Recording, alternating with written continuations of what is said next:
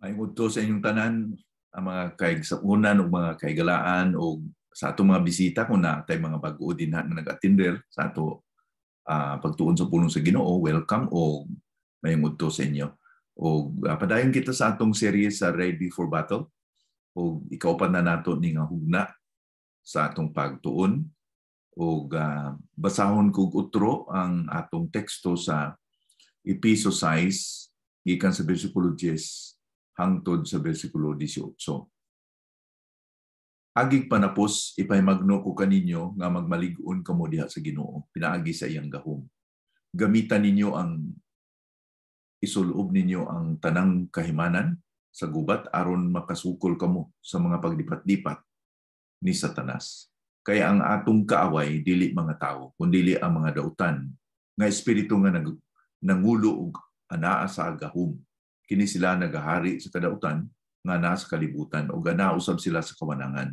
Busa gamitan ninyo ang tanang kahimanan sa gubat nga gihatag sa Dios aron makasukol kamo sa panahon nga moabot ang kadautan. Ug sa paghuman ini magpabiling gihapon kamo lig-on. Busa sukol kamo. Isulob ninyo ang kamatuoran ingon nga bakos. Gamitan ninyo ang pagkamatarong ingon nga taming sa imong dughan. O gisuluob ninyo ingon nga sapatos ang pagkakanunay andam sa pagsugilon sa maayong balita, mahitungod sa kalinaw nga gihatag sa Dios. Gawas niya na, gamita usab ninyo sa tanan nga panahon ang inyong pagtuo, ingon nga taming aron dili kamo madutlan sa mga pagsulay ni Satanas nga sama sa nagadilaab nga mga pana. O gamitan ninyo ang ingon nga kalo ang nahuptan ninyong kaluwasan, gamita usab ninyo ingon nga espada ang pudong sa Dios nga gihatag sa Espiritu Santo aron isakasukol batok sa kaway ug pag-ampo kamo kanunay nga tabangan kamo sa Dios pinaagi sa Espiritu Santo. Ayaw gayud kamo pagpasagad kundi pagpadayon hinuon kamo sa pag-ampo ug ayaw ninyo kalimti sa pag-ampo ang mga katawhan sa Dios. Ug iampo usab ninyo ako nga tabangan ako sa Dios kun unsa akong angay isulti. Ug iampo ninyo nga dili ako mahadlok sa pagsulti mahitungod sa maayong balita nga wala isugilon kaniadto.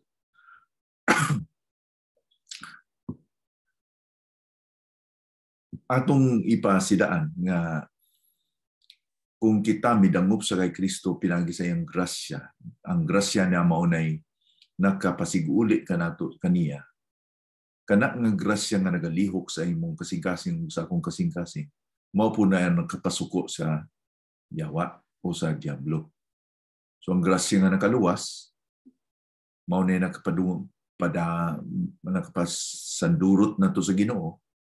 Kunya mao na gikasilagan sa kaaway nga kita nagkinabuhi sa grasya sa Ginoo.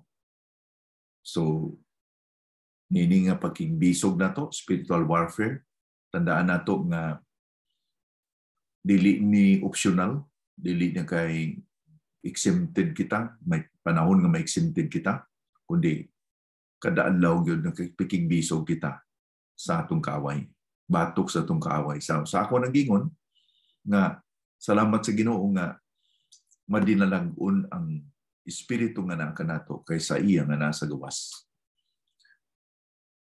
No. So anya tandaan nato nga ang paghagit nga di gyud kita mo atras, yun niya stand firm, be strong. Okay. Isulob na to ang hinagiban, no? O mga gamit, mga kasangkapan nga gihatag sa Ginoo kanato. So sa atong pagig-away, ang larawan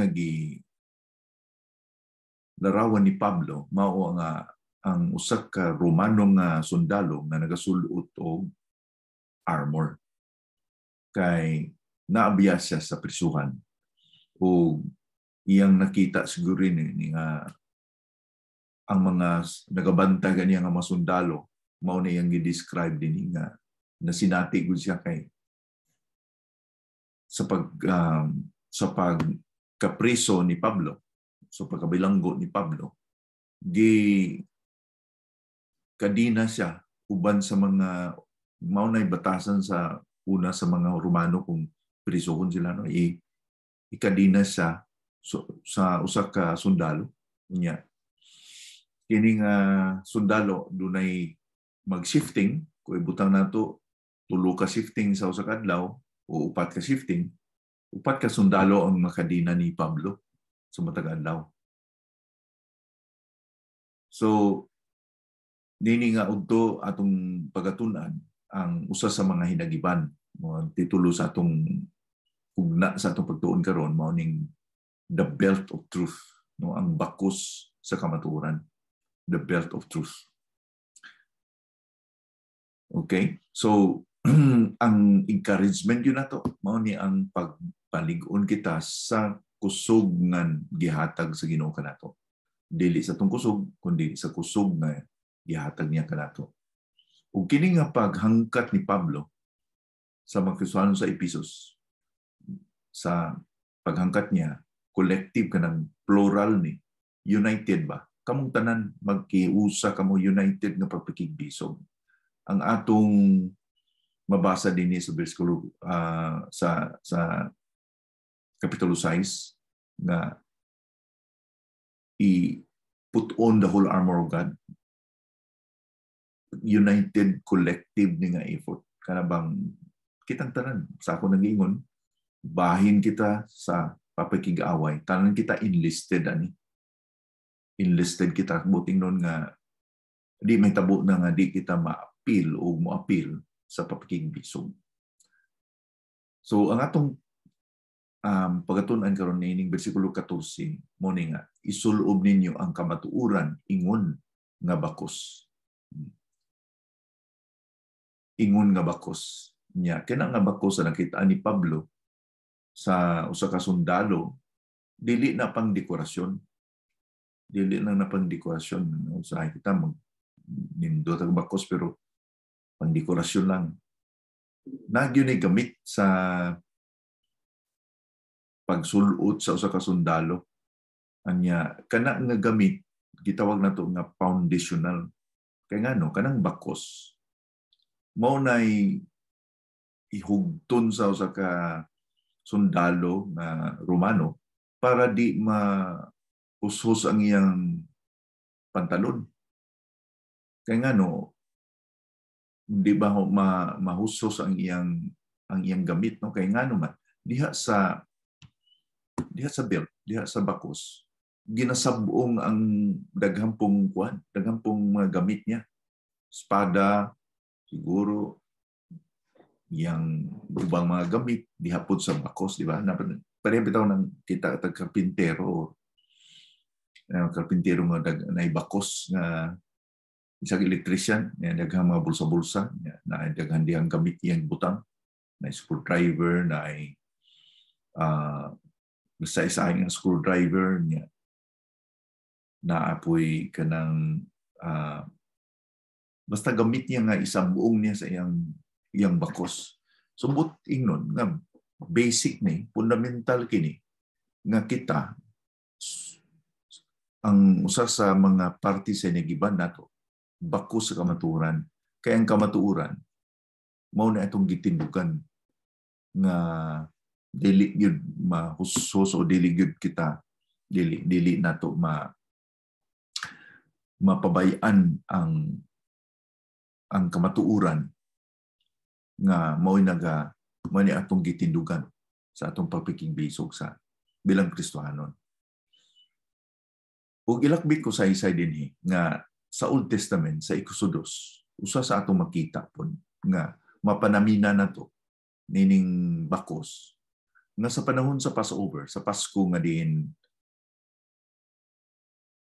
nagkaon ang mga pamilya sa sulod sila balay sa Passover, di ba? Gingnan sila sa Ginoon. Pinagi kay Moses nga maghimo kamo og Passover, magpatay kamo og karniro nga lalaki nga inyo nang kaunon sa gabi is unya magsilibrar kamo unya ang dugo sa karniro ibutang niyo sa pultahan kay ang angel of death, ang anghel sa kamatayon moagi. Kung makita ang dugo, I will pass over you.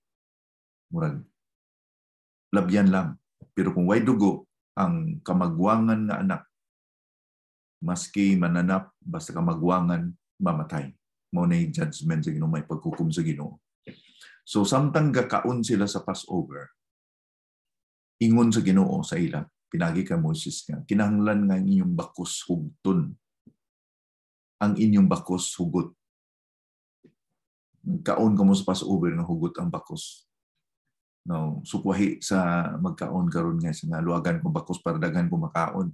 Pero sila, magkaon ka, hugot ang bakos. Nganuman, tungod kay sa moingon ang Ginoo human sa Passover nga larga sila tanan. Buting nun nga way dugay-dugay. Ang buting nun nga magpreparar gyud sila. So mauna ang kaigmat o pagpreparar na gusto sa Ginoo kanato. O si Pedro nagahisgot po ini sa 1 Pedro nga atong hugtan ang bakos sa atong pangunahuna. Gird up the loins of our mind. So kana nga pangunahuna, kana nga hulagway, naga pamatuod o may mga implikasyon nga ang kamatuoran nanungod sa bakos sa righteousness, bakos sa katarungan, nagahisgot o nagatumbo ka na sa atong preparedness, sa atong pagbantay, sa atong pagkamaabtik na di kita nagpabaya nga kung sa aeroplano pa nagsakay ka sa aeroplano o unsa man fast club na fasten your seatbelt kay maabot ang turbulence. Kung nakita sa radar na ay turbulence, na ay mga vacuum, na ay turbulence, una mingon ang piloto nga fasten your seatbelt kay nata turbulence. Pero kita kinahanglan na kapasin yun hugot kay kung wa ka nakapasin sa seatbelt sa kalit basig malagpot ka sa imong lingkuran. So kining belt of righteousness bako sa katarungan, ang emphasis ni Pablo ini o ang gihatagan o kabugaton ni Pablo ini mao ang hulagway sa usa ka Hudiyo nga may panabot or may understanding or may pagsabot siya o may mga kahibalo siya sa Old Testament scriptures. So basahon ko ang mga gitagna sa una sa balaan kasulatan sa Old Testament nga nagatudlo na hanungod sa pag-describe kay Ginoong Hesukristo nga madinalag-on nga Misaya.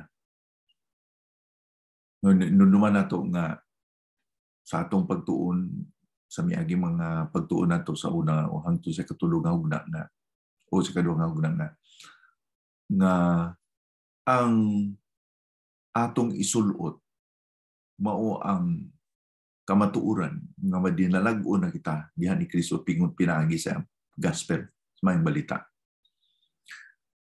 Halimbawa, sa Salmo 24, versikulo 7, ang nagsulat, nagaingon, ablihi ang karaang mga pultahan sa templo aron makasulod ang gamahanang hari. Versikulo 8, kinsang kining gamahanang hari? Siya mao ang Ginoo nga makagagahom o siya ang gamahanang hari. So, walay pagduwa-duwa nga si Kristo kini. Nya, kung maadto po kita sa gisulat ni Isaiah, si Isaiah sa Kapitulo 11, diha sa versikulo 5, ingon niya, anaa kanunay kaniya ang pagkamatarong o pagkamasalikan, sama sa bakos nga muhugot sa hawak sa tao. Kini nga panagna, nagatumbo kini ni Ginoong Kristo. Kay siya ang kamatuoran, di ba? I am the way, the truth, and the life. 1:14 says. Siya ang, sama siya sa bakos nga muhugot sa hawak sa tao. So, mao ning larawan nga gitumbok ni Pablo sa nagsulat siya nga magpangamaligoon kita ug isuluot nato ang bakos sa katarungan, belt of righteousness. Sa Isaiah 52, gapadayon si Isaiah sa pagpulagway, ingon niya sa bersikulo 7, pagkanindot tan-awon sa mga mensahero nga nagalatas sa kabukiran aron sa pagdala sa mayong balita nga may kalinaw na ang Jerusalem ug mahimong maayo na ang kahimtang ini tungod kay luwason kini sa Dios.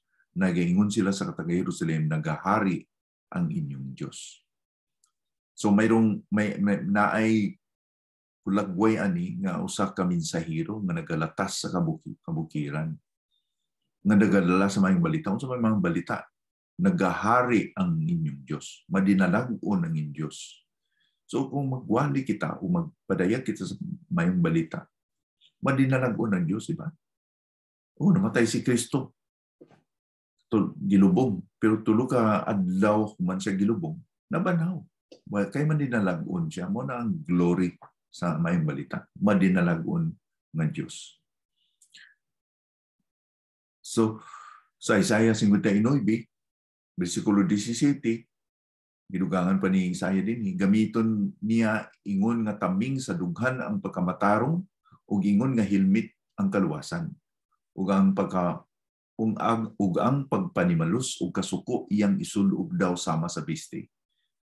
Kung atong basahon kini nga mga talata sa Old Testament, mo tingnan kinsa maning isulot niya ni pagkamatarong, kinsa man ang katumanan nani. So wala na ilalis kundi si Ginoong Kristo kini kay mga messianic prophecies kini. Si Isaiah panagna, nagahulagway sa Messiah na moabot. No? So gasulat si Isaiah din, 700 years sumanini ang gisulat na tao si Ginoong Kristo. Siya ang nagtuman niya.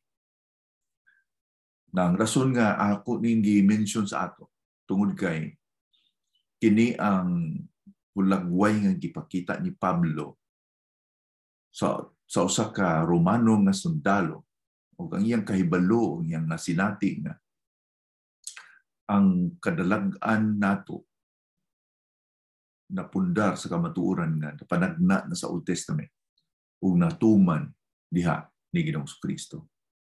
So put-on kanang idea nga put-on o isulot mura pag naay sinina sa gawas niya isulot nato.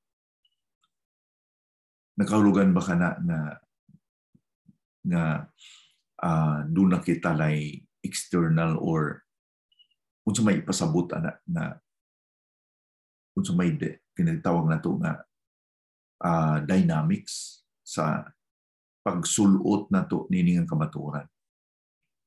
Now, ako kamong dalon sa usa ka pananaawon parehas sa usa ka kahoy nga namunga.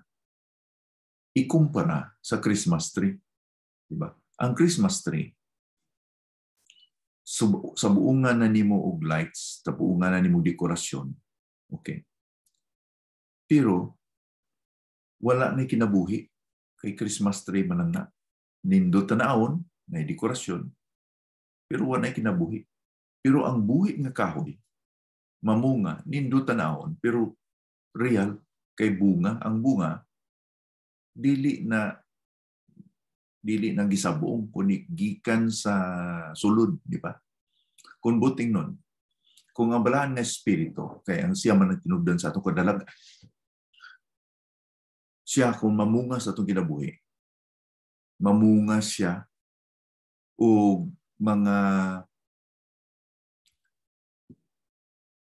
kasinatian or ang iyang bunga mo nay kimailan nga kita naghamtong. So kung buting nun nga kita sugakod sa pagbatok sa atong kaaway, dili sa atong gahom. Halimbawa, kung atikihon kita sa kaaway, unya ang atong pasensya mo'y atakihon. Ang atong pagiguma mo'y atakihon. Ang atong pagpaubos mo'y atong atakihon. Dili na magtinguha kita nga di ko masuko. Magpasensya gyud ko. Di gyud ko garbo kay magpaubos gyud ko. Wala pag imong gibomba o imong ikaw sa imong kaugalingon nga gahum lamang ang ibatok nimo sa mga gibato sa yawa sa imong kinabuhi. Dili kita makasugakod sa pagbatok sa mga pag-atake sa yawa kanato. Kung way tinugdan, kung ingon pa, dili kita makakuha og tubig sa atabay kung walay tubig sa ilaw. Buting nun nga kung walay tubig sa sulod sa atabay, wa kay makuha nga tubig sa wa kay matimba. So nga, ingon pa, you cannot pump water out of a dry well. Kay mala ang atong kinabuhi kung walang Ginoo, walang balang espiritu. Kinsa na nakahatang na tubig na makahatang na kusog. Wala ang signo sa Kristo. Ingon sa Juan Kapitulo 7 nga, kumutuot ang Ginoo sa Kristo, gikan siya ang kasing-kasing mutubod ang tubig sa kinabuhi. So, tubod kini, bunga kini, gikan sa kasing-kasing nakaila sa Ginoo. So, ang pagwear sa armor, walay pagkakaiba ni nga atong gi-appropriate ang gahum sa balaan nga espiritu nga may atong gisaligan na makabato kita sa aron mabuntog ang kaaway. Nung duman nato nga ang kaaway nato defeated po na siya. Okay. So we are fighting from victory, not for victory. So nagatindog kita nga masaligon sa triumph ni Kristo, sa kadaugan ni Ginoong Kristo. Diha sa cross, diha sa iyang pagpabanhaw, mauni ang atong encouragement nga ang atong pag-away dili sa atong kusog, kundi sa balang espiritu nga nagbunga sa atong kinabuhi. Kay mauni ang kamatuuran nga dili matarog sa diablo kung mauni atong kuptan. Kung umalingla kita, di nato ni ma-appropriate kay nalingla kita. Pareha ba karon kung sa akong ilustrasyon gahapon na kay 45. Linglahon na kanya nga paltik ng yan, di mo palupot di pabuthon nimo ang 45. Sa man yung pagkadaog sa kaaway kung di mo gamiton ng kay nalingla ka nga, nailad ka nga paltik ng imong 45. So, ang kamatuoran nga gamahanan ng Diyos ka nato, ang kamatuoran nga naan ng Ginoo nga madinalagoon ka nato. So, isulom na to ang hinagiban nga hulagway ka na sa kadalagaan ni Ginoong Kristo, ang gospel nga siya ang atong tinubdan. Mahimo ko ang pagkigbatok sa kaaway, pinaagi kaniya nga nakapalig-on kanako. So, dili kita magpalingla sa yawa nga ay bibiyaan ka na ni Kristo, dili ka na ginatabod ni Kristo tungod kay mao ni ka, mo kana dili na tinuod kay ang iya gyud hinagiban mao lang yung paglingla kay kung sa Juan 8:44 siya ang amahan sa tanan nga pagkabakakon. Bakak ang ibato niya kanato. Kamatuuran ang atong ibato kaniya. Tindog kita kay gipakamatarong na kita. Ang atong pagkamatarong ingon po sa 2 Korinto 5:21 dili sa atong katarungan kundi sa pagkamatarong ni Kristo. Nga siya na walay kasalanan, namatay ka nato ang iyang katarungan mo na atong his righteousness mo na gisuloob nato karon. Cloth upon sa 2 Korinto 5:21 kun inyo nang basahon.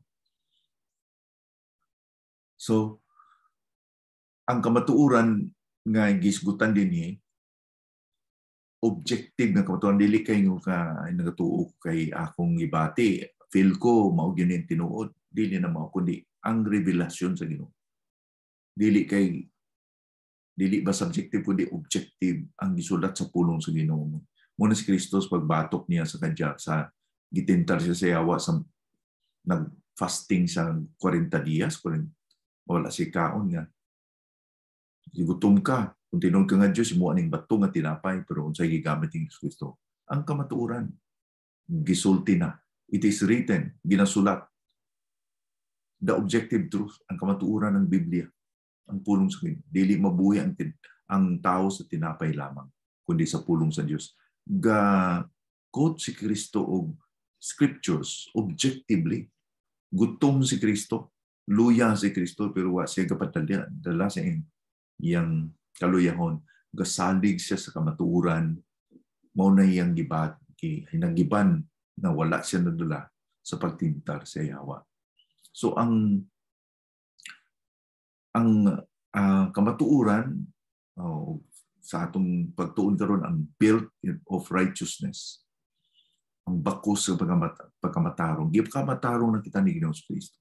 Tindugan lang nato kina. Siya kung sa akusar sa Yawa nato, ang pagkamatarong ni Ginoong Kristo dili na namabalhin.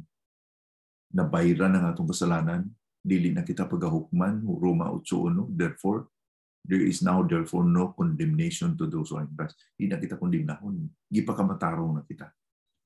So diha kita naga-foundation na to na. Gipakamatarong na ko ni Ginoong Kristo. Ang kamatuulan ng diniyang Diyod sa mayong balita, the gospel, nga mauna ang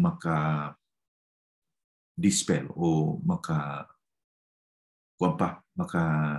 batok sa paglingla o mga bakak sa Yawa. Karon kay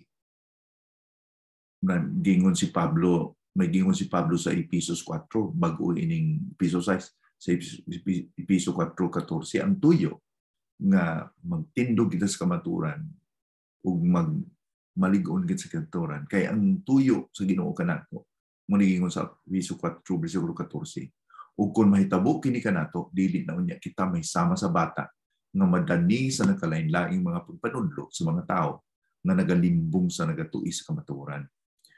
So the belt of truth, the belt or the gird and loins of mao na gina tinguha nga gisulat kini ni Pablo aron dili madala kita sa mga pagpangila sa Yawa. Daghan karon nga di na mutuo ang Biblia pulong sa Ginoo. Di na kuno relevant, di na dugay na gisulat na sa pipilang na to, di na kinanglan sa tao karon kay irrelevant kanang sa Bisaya. Di na magamit ba? Di na magamit karon kung napatay gamit nga computer nga disenyo sa 1980s karon 2022 na. Di na maubra, di na mo saler kay irrelevant. Irrelevant ba ang pulong sa Ginoo? Irrelevant ba ang kamatuoran sa pulong sa Ginoo? Dili nagabag-o ang kinaiya sa tao nga magsasala. Gabag-o lang ang teknolohiya, gabag-o lang ang pagginawi sa tao sa gawas. Ginahimo sa tao, technology nagabansi, pero ang kinaiya sa tao nga magsasala, wag po na wabago. O ang pulong sa Ginoo, ang gospel, gamhanan gyapon sa kaluwasan. Muna ni Pablo sa Roma 1:16, wagi po na po ulaw ang may balita. Kay mao na ang gahom sa kaluwasan sa tanan nga mutuo, una sa mga Griego, sa mga Hintil, o una sa mga Hudiyo, ug unya sa mga Hintil, sa mga Griego. So, may usa ka bantog nga manugwali nga si John Bunyan, upan niya sa tanan nga temptasyon nga akong murag nakulbaan, mao ni nga magkulba ako nga mag-doubt ako sa Ginoo ug sa iyang pulong.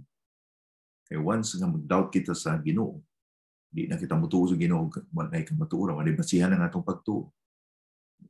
Muna na tinugdan sa tanan nga bakak nga mo mura pag-iblihan na to ang ganghaan nga mosulod ang bakak sa diablo niya anak kita kay atong gisalikway na ang kamatuoran, di ba?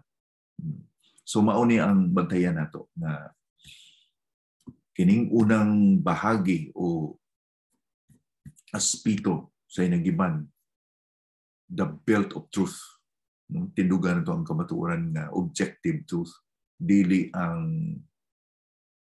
na nga ang gibati ko ni o pamatsyag ko, feel ko sa akong banta, mao ning tinuod.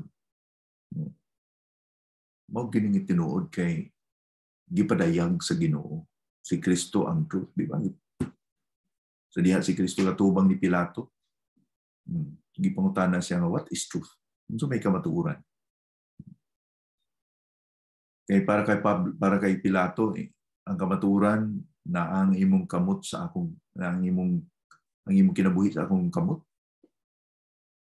Kay abi niya siya ang gamhanan na mao'y makapahatag og freedom, makapalaya ni Ginoong Kristo o di siya malansang sa krus. Abi niya nga siya ang gamhanan yun. Wa niya maangpan nga si Kristo mao ang truth. O ang paglansang niya bahagi o kamatuuran para nga matuman ang panagna sa una pa nga diha sa iyang sakripisyo makaangkon kitang kaluwasan. So kung nabatian nato ng 1:3:16 nga kay gigugma sa Dios ang kalibutan, naghihatag niya ang bugtong anak nga si bisan kinsang mosali kaniya dili na malaglag kun dili may kinabuhing walay katapusan. Kamatuoran na. Di na ni kanang nimo nga bation nga I feel that this is truth. Dili kinahanglan. Dawato na to na. Yung pa sa versikulo 18, ang tanan nga mituo kaniya dili na baga ikondinar. Ug ang dili nagatuo sa anak sa Dios ginakondinar na. Kinsa ang may anak may kinabuhi. Kamatuoran na. You shall know the truth and the truth shall set you free. Kung kita na dawat ng Kristo nga siyang kamatuoran, may kagawasan na kita. Dili na sa atong feeling kundi tungod ka na kaya ang kamatuoran gidawat nato objectively.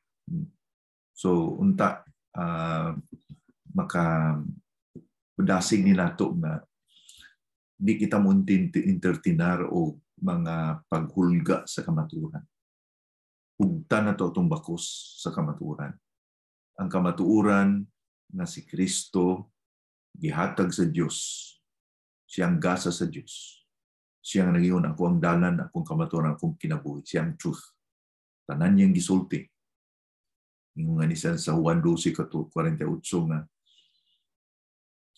ang tanan nga dili mo dawat sa akong pulong. Dili mo tukan ako sa akong pulong. Adunay magahukom kaniya sa maabot. Ang pulong nga nagagawa sa akong baba mo'y magahukom kaniya sa kuwalaya. So, either yun, mutuo kita kay Kristo o mo-rejecta ni Kristo. Mura ba ni Dorian? Ang Dorian ko no, kabaho sa mga dili mo kaon, pero kung sa mga tao nga o sa mga ganahan sa Dorian, kahumot kayo. Mura ba, yun na ang kinabuhi ni Kristo, mura Dorian.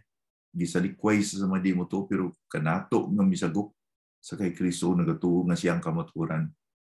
Siya ang kamatuoran yun. Way pagduwa-duwa. Magampo kita. Ginoo, salamat sa mong pulong nini nga udto. Panalangini kini sa mong kinabuhi. Unta kini Ginoo, maka palikon ka namo na dili kami madani sa mga pagpanglingla sa iya. Kay daghan kayo karon nga nagapanudlo na ang pulong sa Ginoo irrelevant na. Di na mutagbo sa pinangnon sa tao. Pero kay bilo kami Ginoo, ang ikaw lang yun nakapapag-o sa mong kinabuhi. Ikaw lang yun ang nakahatag og meaning o kahulugan sa mong kinabuhi Ginoo. Ining kalibutan nga puno sa kasalanan o nakahatag ka tamo, ikaw Ginoo direksyon o kalinaw. Salamat sa imong pulong in Jesus' name.